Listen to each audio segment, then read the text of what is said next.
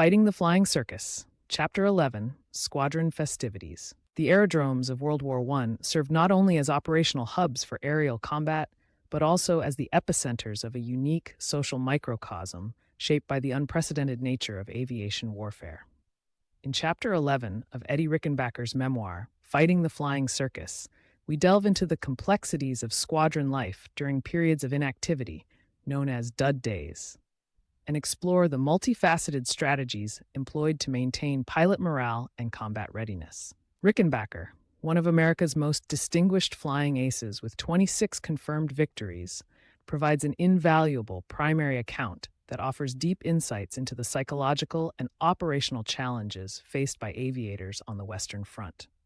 The term dud days refers to intervals when adverse weather conditions or other operational constraints grounded flights, leading to prolonged periods of inactivity for pilots. These intervals, while seemingly benign, imposed significant psychological strain on aviators. The stagnation and ennui experienced during these times could erode the mental acuity and sharpness essential for success in aerial combat.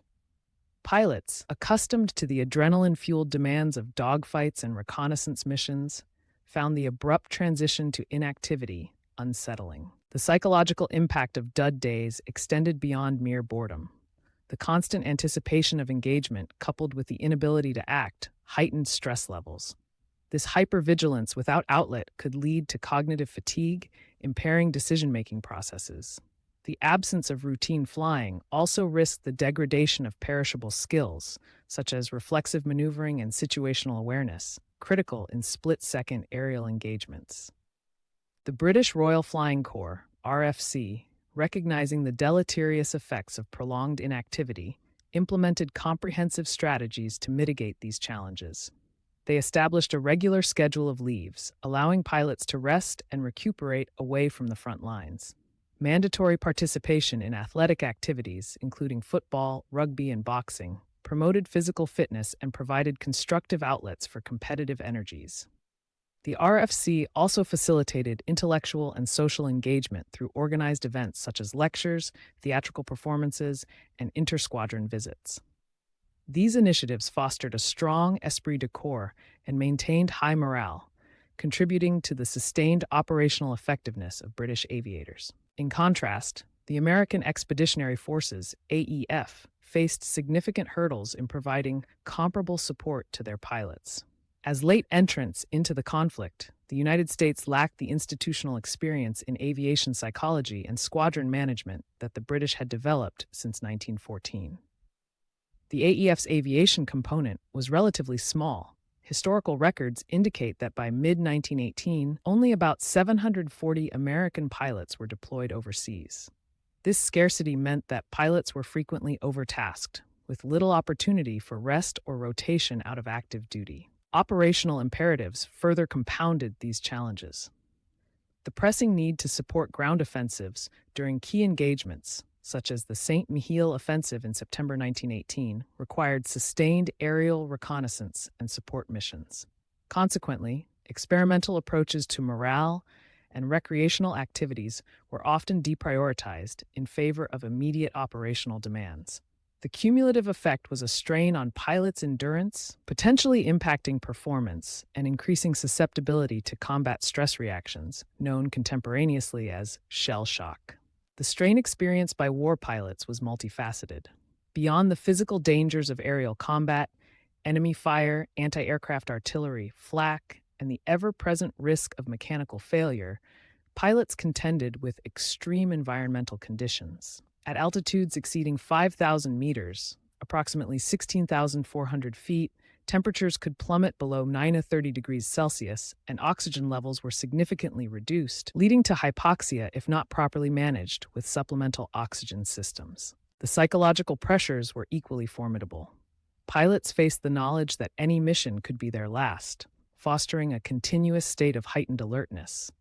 Studies in military psychology have since identified this persistent stress as a factor contributing to chronic fatigue, impaired cognitive function, and increased likelihood of errors under duress. Recognizing these challenges, Squadron commanders like Rickenbacker's superior officers made efforts to provide recreational opportunities within the constraints of their circumstances. A notable instance occurred on May 25th, when the squadron adjutant, Lieutenant Smith, encountered the Herring Sisters, American entertainers working with the Red Cross, in Ménil-les-Tours. Understanding the potential boost to morale, Smith arranged for the sisters to perform at the squadron's aerodrome in Toul. The squadron mobilized to prepare a French Bessonneau hangar for the performance. These canvas and timber structures, measuring approximately 20 meters in width and 30 meters in length, were typically used for housing aircraft.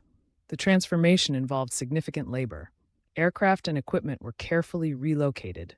The dirt floor was cleaned and leveled, and a stage was constructed. Engineers rigged electric lighting to enhance the theatrical atmosphere, and a captured German piano, a symbolic convergence of culture amidst conflict, was procured to accompany the performance. The event was a resounding success, attended by American and French personnel alike.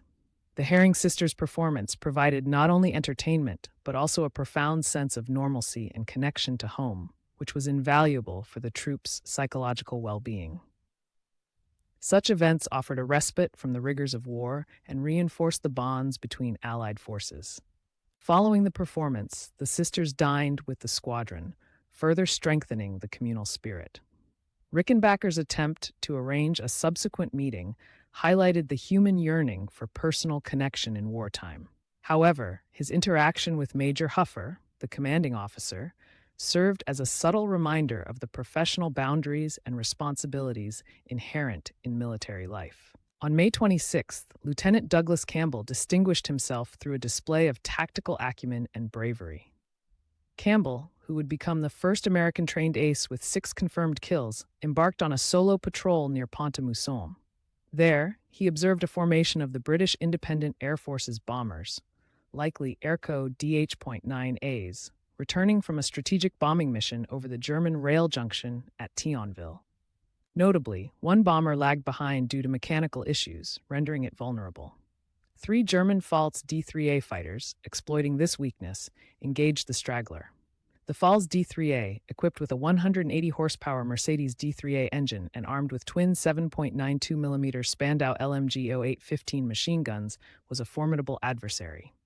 Campbell employed tactical positioning by approaching with the sun behind him, reducing his visibility to the enemy, a technique aligned with the tenets of aerial combat articulated by Oswald Boelke in his Dicta Boelke. Campbell swiftly engaged the nearest Pfalz, achieving a critical hit that resulted in the aircraft's descent. His aggressive actions compelled the remaining German fighters to disengage, demonstrating the psychological impact of assertive offensive maneuvers. By escorting the damaged bomber back to friendly territory, Campbell exemplified the principles of mutual support and alliance solidarity. The British squadron commander communicated his deep appreciation, acknowledging that Campbell's intervention had a direct impact on the survival of the bomber's crew. On May 28th, Rickenbacker and Campbell undertook a joint patrol, driven by both camaraderie and an implicit rivalry in accruing victories. Departing at 900 hours, under optimal flying conditions, they patrolled the sector between Pont-à-Mousson and Saint-Mihiel. They maintained an altitude of approximately 5,500 meters, which offered tactical advantages in speed, potential energy for diving attacks, and an elevated observational platform. Encountering an enemy formation comprising 2 Albatros CX reconnaissance aircraft and 4 Pfalz D3A fighters, they faced a complex tactical scenario. The Albatros CX, powered by a 260-horsepower Mercedes DIVA engine and capable of speeds up to 170 km per hour, served critical roles in artillery spotting and photographic reconnaissance. Rickenbacker and Campbell executed a series of feints, assessing the German formation's responses. Recognizing an opportunity when one Albatros was isolated, they conducted a coordinated diving attack. Timing was crucial.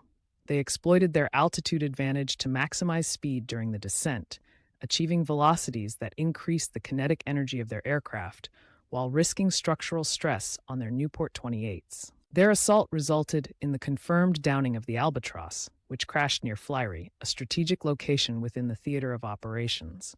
The remaining German fighters, contrary to expectations of retaliation, withdrew. Rickenbacker perceived this as a lack of aggression, or possibly rigid adherence to directives, prioritizing the preservation of aircraft and pilots over engagement. This incident prompted reflections on the different doctrinal approaches to air combat. The Germans, facing resource constraints due to the Allied blockade and attrition, might have adopted more conservative engagement rules. This contrasts with the aggressive tactics favored by pilots like Rickenbacker, who adhered to the principle of relentless offense to achieve air superiority. The somber aftermath of this success was the notification of Lieutenant John Mitchell's death. As the brother of Colonel William "Billy" Mitchell, an influential proponent of air power in the U.S. Army, and a close friend of Campbell, his loss was deeply felt. Mitchell's fatal crash during landing operations at Colombey Bells underscored the inherent risks of aviation beyond combat engagements. Accidents due to mechanical failure or pilot error were common, with studies indicating that non-combat incidents accounted for a significant proportion of pilot fatalities during the war. Coping with such losses necessitated psychological resilience. Rickenbacker articulated the necessity of emotional detachment, a coping mechanism essential for maintaining operational effectiveness. This detachment, while protective, also highlighted the human costs of warfare, as bonds formed in the crucible of combat were severed abruptly. In a subsequent mission, Rickenbacker and Lieutenant Smith embarked on a high-altitude patrol at 0400 hours. Climbing to an altitude of 6,700 meters presented physiological challenges due to hypoxia and extreme cold. Despite the availability of rudimentary oxygen delivery systems, such as pressured oxygen tanks feeding through a mask, pilots frequently suffered from oxygen deprivation symptoms, including headaches, dizziness, and impaired cognitive function. Lieutenant Smith, lacking appropriate cold weather gear, standard issue included electrically heated flight suits and gloves, was exposed to severe hypothermia risk. The temperature at that altitude could reach -50 degrees Celsius, exacerbated by wind chill factors from airspeed velocities exceeding 180 kilometers per hour. Smith's early return to base was a prudent decision under the circumstances. Upon landing, Smith employed humor to diffuse the gravity of his condition, jesting about witnessing the sunrise for the following day. This anecdote illustrates the use of humor as a psychological tool to cope with extreme stress and adversity. Such interpersonal dynamics were vital for maintaining unit cohesion and morale under the relentless pressures of aerial warfare. In conclusion, Chapter 11 of Fighting the Flying Circus provides profound insights into the operational and psychological dimensions of World War I aviation. The importance of recreation and structured morale-building activities emerges as a critical factor in sustaining the effectiveness of pilots. The intricate interplay between duty, camaraderie, and the human need for respite highlights the multifaceted challenges faced by those who served in the skies. The duality of their experiences, moments of triumph juxtaposed with profound loss, reflects the broader complexities of war. Rickenbacker's observations underscore the necessity for military leadership to address not only tactical and strategic objectives, but also the well-being of personnel. His accounts contribute to a deeper understanding of the enduring impact of warfare on individuals and the importance of integrating psychological support within military frameworks. We pay tribute to Eddie Rickenbacker and his fellow aviators, whose courage and experiences continue to inform and inspire. Their legacy serves as a testament to the resilience of the human spirit in the face of extraordinary challenges. If this analysis has enriched your understanding of World War I aviation, we invite you to like this video and subscribe to our channel for further explorations into military history. Please share your insights and any topics you wish to see covered in the comments below.